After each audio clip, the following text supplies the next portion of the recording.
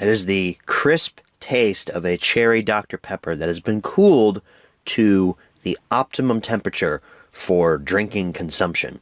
Although technically I guess that should have been hot cocoa considering the movie we're talking about tonight. Hello everyone, welcome back to Home Media Reviews. This review is on The Polar Express, a movie that I didn't know had a lot of controversy behind it because the fans of this movie are rabid. Like you either love this movie or you hate it. I mean, there is no middle ground, or at least from what I've seen from some of the reviews I've watched for this. I mean, people either love this movie or they absolutely hate it. Where do I stand? Watch the rest of the video and find out. Let's not waste any time, let's jump right into the history section of The Polar Express.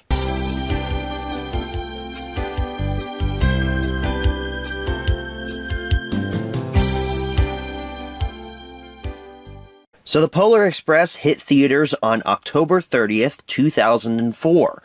I don't know why they put this out during the month of Halloween, much less the day before Halloween. This would make more sense to come out around, I don't know, the end of November, maybe around Thanksgiving.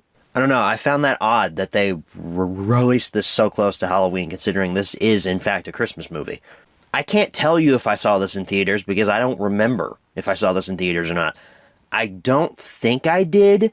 I remember, though, getting the book for Christmas one year, that big hardback book that this movie is based off of. Still have it. That book came in like this pack that came with the Brio Polar Express train. Also still have that. And it also came with the little bell, like a replica of the bell. It came with a little bell from Santa's sleigh. So that was fun. So yeah, I read the book first, and then I saw the movie later on. I remember specifically, though, I sat on one of those mall Santa's laps, and I asked him for the DVD of the Polar Express when I was pretty young, because I think I just really wanted to see the movie, or I'd already seen it in theaters and I wanted it on physical media, but I asked a mall Santa for the Polar Express. But I had to wait until November 22nd, 2005 to get my hands on a copy of the Polar Express, because that's when the DVD first released. A whole year later is when this movie finally hit physical media. And if you wanted it on full screen, you were out of luck, because the version that released in 2005, or November 2005 I should say, was only widescreen. But you had two options. You could get either a single disc version or a 2-disc widescreen version. The 2-disc version was more common, and that was the version I had as a kid. This goes without saying, but the 2-disc version had more bonus content about how the movie was made. I didn't care about that when I was a kid. I only cared about the movie. If you were still living in the Stone Age, however, and you wanted a full-screen DVD version of the Polar Express, you were in luck, because on December 26th, 2005, the day after Christmas, you could have got yourself a full-screen copy on DVD. I don't know why you would want a full-screen copy, but there it is. 2 years later, on October 30th, 2007, was when the Polar Express hit Blu-ray for the first time. And this Blu-ray has been reprinted numerous times in recent years. It's been put back out on store shelves every year for the holiday season. Matter of fact, I picked up my Blu-ray copy last year on Black Friday, and I'm pretty sure it still has the same 2007 artwork on it, but it's like a relatively newer pressing of it, because they just keep releasing this damn movie. Now, here's something interesting. The Polar Express presented in 3D came out on October 28th, 2008. This was a Blu-ray / DVD release. This is not like a 3D kind of thing. It does not have the same 3D quality that a 3D Blu-ray and a 3D TV will give you. This is that fake, cheapo 3D that comes with those glasses. Like, I'm trying to think of a movie that came out like this. Journey to the Center of the Earth.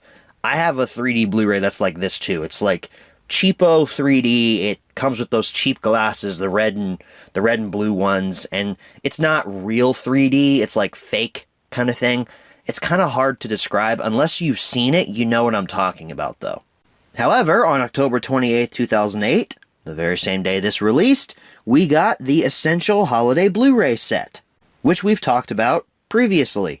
Matter of fact, we talked about this in almost every episode from the miniseries last year. This came with A Christmas Story, Christmas Vacation, Elf, and The Polar Express. On November 16th, 2010, we got a real 3D Blu-ray release of The Polar Express. And this movie, I'm kind of skipping ahead here to the review portion, but there are some shots in this movie that really send home that this movie was made to be seen in 3D. The whole pushing of the 3D format is very prevalent in this film. It would then be 6 years before The Polar Express got a brand new version. We got a Steelbook Blu-ray on November 1st, 2016, presumably exclusive to Best Buy. A Target exclusive lenticular slipcover Blu-ray version was released on October 10th, 2017.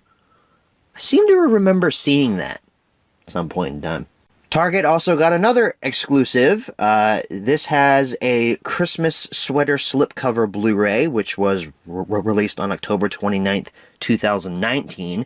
This one I do remember seeing. This one came out in a set with like A Christmas Story, Christmas Vacation, Elf, all the classics from Warner Brothers that get put out every single year on Blu-ray and given new versions for you to buy.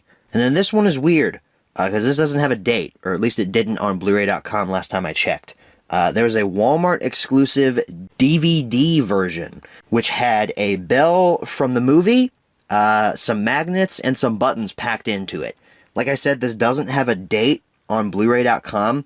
I think it's from 2020. It could also be from 2019. It's not from this year because I haven't seen it on store shelves in Walmarts. And then I think this year, the Polar Express has, of course, got a new release on Blu-ray. I think it has a new Target exclusive slipcover with it.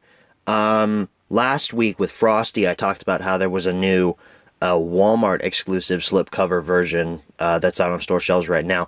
There also might be one for Polar Express. I don't know, though. I'm pretty sure I remember seeing this on store shelves in Target, though. If I can find a photo of it, I'll show it to you here. So that wraps up the history section. Let's jump right into the close-up.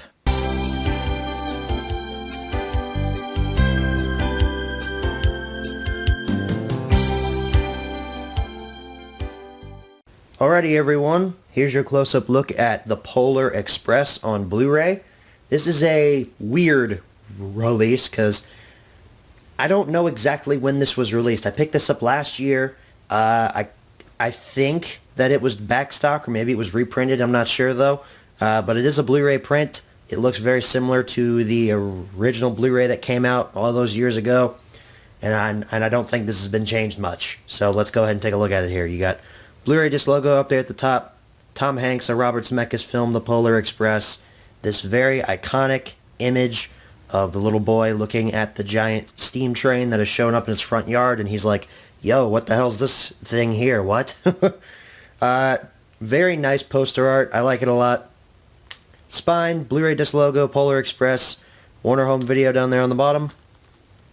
The back features a little breakdown of your picture quality for each of the special features and the main feature. You got audio and subtitles listed there for all of that. Blurb about the movie, special features list there. Barcode, another iconic photo of the movie from when they get to the North Pole. Cast and crew information down there on the bottom. If we open this up, our disc is a squished up version of the poster art.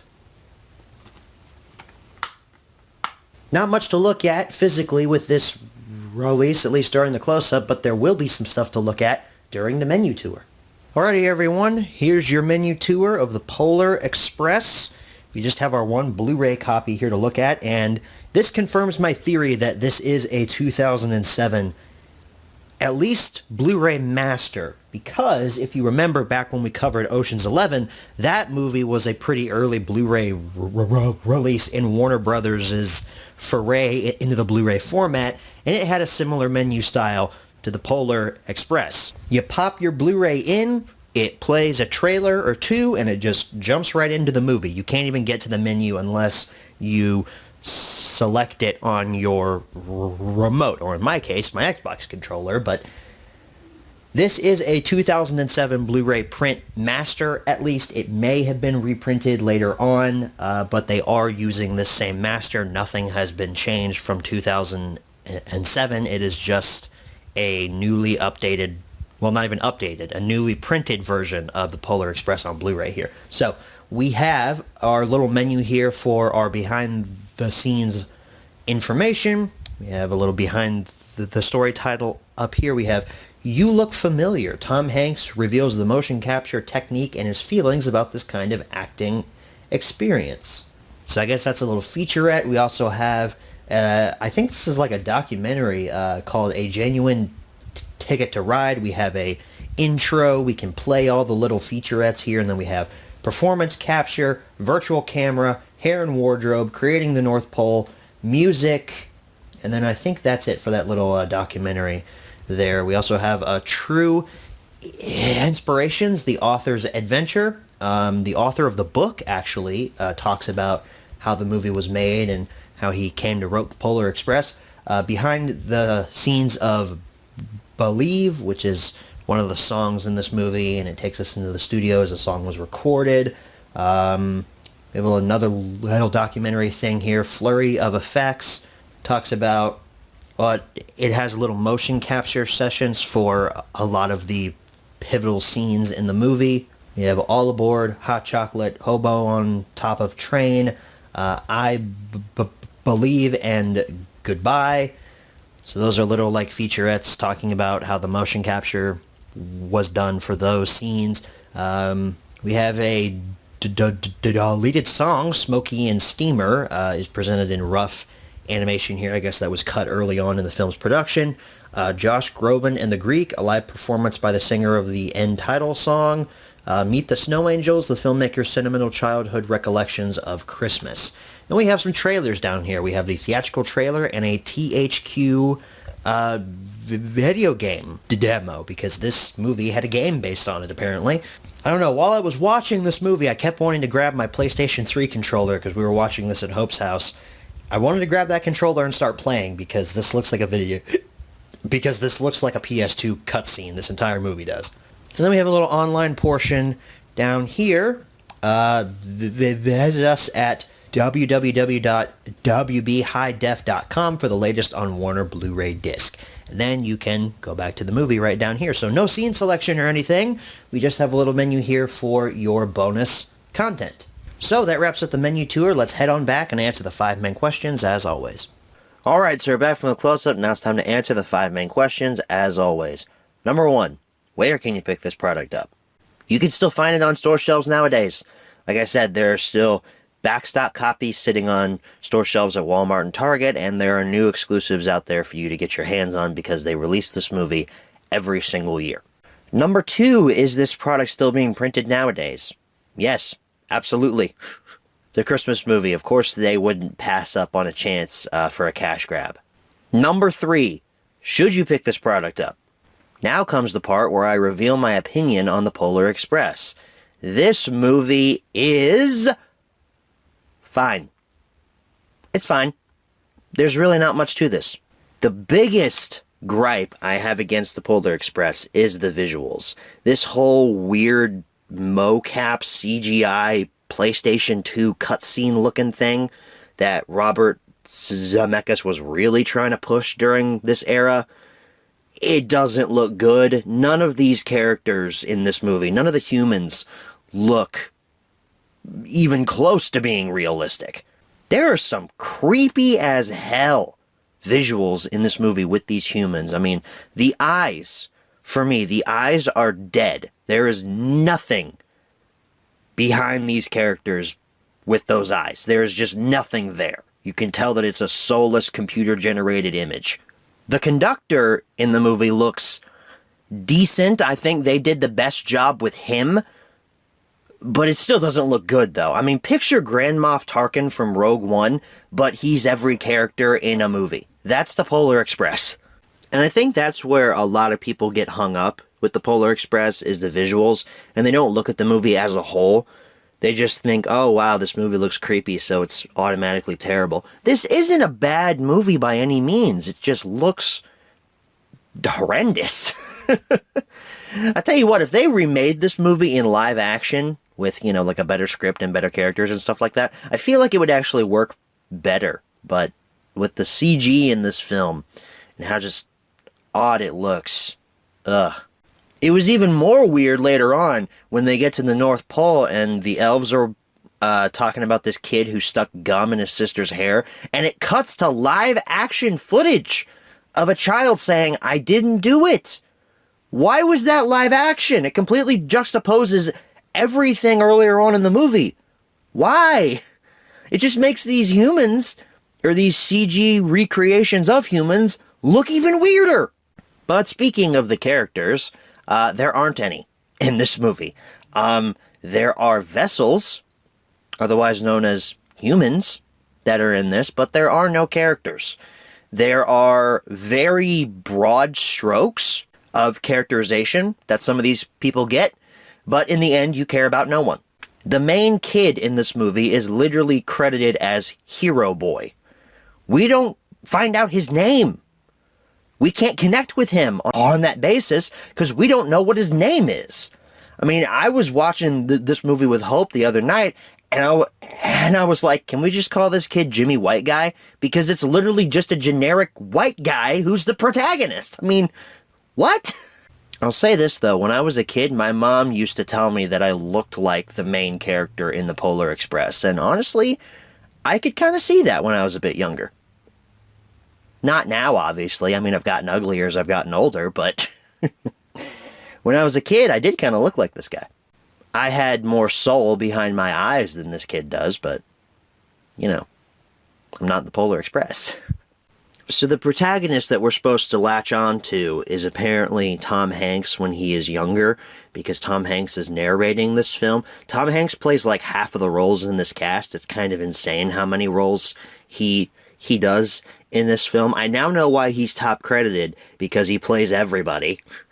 I just don't really get what this main kid is all about. I mean, apparently he believes in, or he doesn't believe in Santa, and he has to be convinced to believe in Santa again.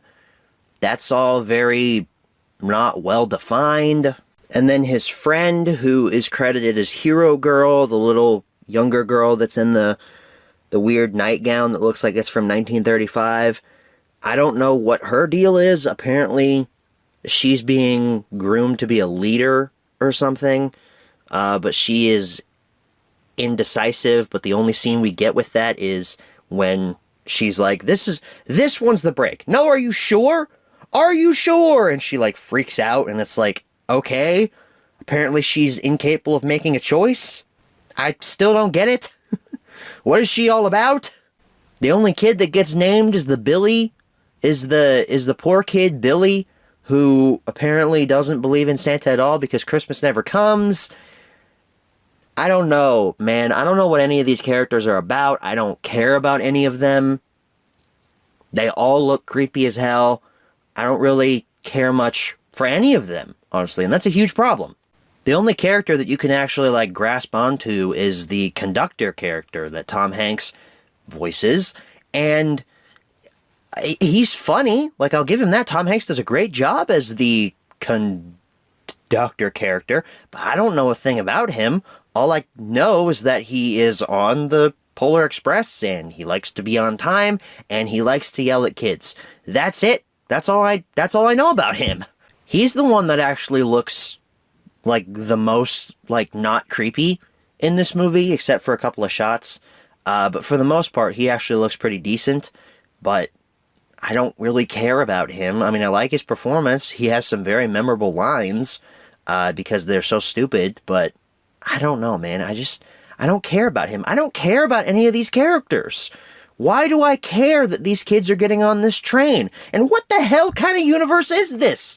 How is there just a huge train that shows up in somebody's front yard where there are no railroad tracks? How? What is the explanation behind this universe? How does it work? These are questions I would like to have answered, but the movie doesn't care to answer them. It just moves right along. The design of that engine, though, it's very nice. Very nice engine. I like that. You know something that I was thinking about while I was watching this movie It's called the Polar Express, right? Shouldn't we find out some things about the Polar Express, like the train itself that makes the train a character and not just a vessel? Because you know how, like in Star Wars, like the Millennium Falcon, that is not just a vessel, that is a character in the Star Wars films. Like, you know that ship inside and out. I would have liked to have seen something like that done with the actual Polar Express locomotive and got to know that train as, like, a character, per se. As it stands here, it's just a vessel to get our characters to the North Pole, and we don't care about our characters, so why should we care if the train gets them there or not? What was up with that weird hobo dude that Tom Hanks also plays? Is he a ghost? Is he some weird snow demon? What was that? Why is that in this movie? The music in the film is really good, though. I'll give it that. I love the score by Alan Silvestri. But they overused that holiday, like, wonder theme way too much. It's like every other scene, like it just smacks you in the face with, "This is Christmas magic! This is Christmas magic!" It's like beating you relentlessly with a hammer or something in the back of your head. Like, I get it, okay? Stop screaming to me that this is a Christmas movie. I understand! I also like how they characterize the North Pole. That was fun. And how, like, Santa comes out and all of that, and how his sleigh gets ready. I like the ideas behind that. I like Tom Hanks as Santa, because Tom Hanks also plays Santa too, because like I said, he plays half this cast. Surprised he didn't just talk to himself throughout this entire film. Like, let's just have Tom Hanks voice everybody. Why not, right? And some of the original songs are fun, like when it pulls in to the North Pole, and that "you're riding on the Polar Express," like that song's pretty good. The hot chocolate number is fun, but those people don't move like humans. They move like those rubber Agent Smiths in The Matrix Reloaded, and it looks really awkward. Some of the environments in the movie look pretty fun. I mean, the train coaches are well designed. I like the exterior of some of the environmental shots. None of it looks real, but it does look kind of cool, I guess. And the sequences where the train's going really fast, or when the train is on the ice, it's all pretty tense, and it does a good job at showing you that there's actual dread going on here. That means Tom Hanks is a terrible conductor, because he lets these children go out on in front of the train when they go down this, like, roller coaster type hill, which wouldn't make any sense in real life, obviously. Those rails could not hold up that engine. The movie really falls apart, though, during the third act. It just gets so boring. Like, I don't care about the North Pole at all. There's no personality to it. It looks like a ghost town when these kids finally show up to it. And especially when they're in that turntable well. Good God. I was like, why are we slowing down this much? And why is there nothing going on here? This is Christmas Eve, is it not? Shouldn't this be a bustling town of just elves everywhere? But really, the elves are just all in the center of the North Pole, and there's nothing going on around them. It's so boring, and it has this weird sense of dread when they're in this turntable well, and that music is playing. It's oddly creepy. Guys, in the end, I wanted to like the Polar Express a lot more than I did. The majority of this film, it doesn't work. With the main characters looking like weird PS2 cutscenes, I wanted to grab my PlayStation controller and start playing this video game that I was watching on the screen. The characters don't make any sense. You don't care about any of them. The environments, they look fine. The music is really good. My main issue is the fact that I don't care about any of these characters. And if I can't care about these characters, then I'm not going to care when they're in a situation of dread or something like that. I'm just not going to care about any of these people. If you can't convince me that these characters are worthy of me caring about them, if you're not going to give them, like, meaningful arcs or anything, then why should I care about what happens to them? Trick question. I don't. I think the score for this movie is fantastic, although that holiday theme really toned that down a bit. But every once in a while, it does work, and it's a nice theme. The environments look pretty fun. Some of the performances are great. Tom Hanks does a great job in all of his roles. I love him in this film. I just wish he would be not Creeps McGee.